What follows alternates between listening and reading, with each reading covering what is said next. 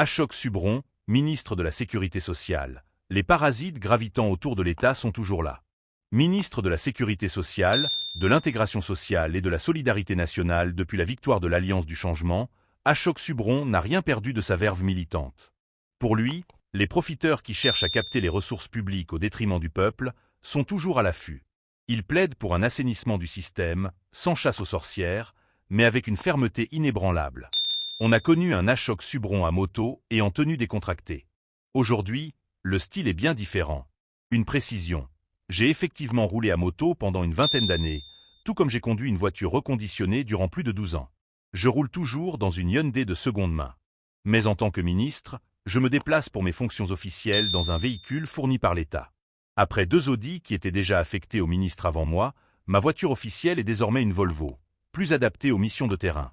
En tant que ministre responsable des centres de refuge, il est crucial d'avoir un véhicule fonctionnel en cas d'inondation ou de cyclone. C'est pratique. Quel effet cela fait-il d'être ministre? Qui lève sa fermua?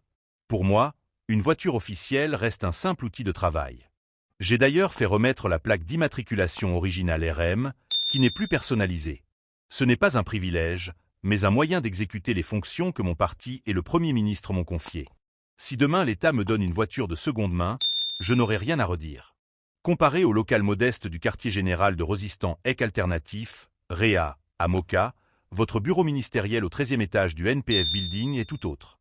Bureau REA Moka, c'est en réalité la case qui m'hérite de Momama, qui après Monlège légalement à Car, Resistant EC Alternatif.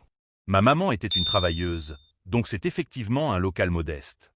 Quant au bureau de ministre, au 13e étage du NPF Building de Port-Louis, il est aménagé et personnalisé, bien spacieux et utile. C'est un bureau de fonction, rien de plus. Si demain l'État décide de me donner un autre bureau, cela ne me posera aucun problème, tout comme pour la voiture.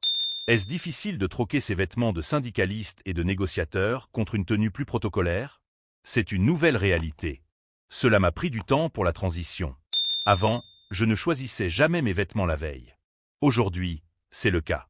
Puis, comme vous l'avez si bien dit, j'ai toujours porté des habits simples. Maintenant, avec le protocole, je porte des vêtements que j'aime, mais un peu plus protocolaires, mais pas une cravate et un costume. Je n'en possédais même pas. Je dois admettre que je me suis offert un blazer la veille de la présentation des candidats. Quand je me suis vu dans le miroir, j'ai eu du mal à me reconnaître. Toutefois, tout en respectant les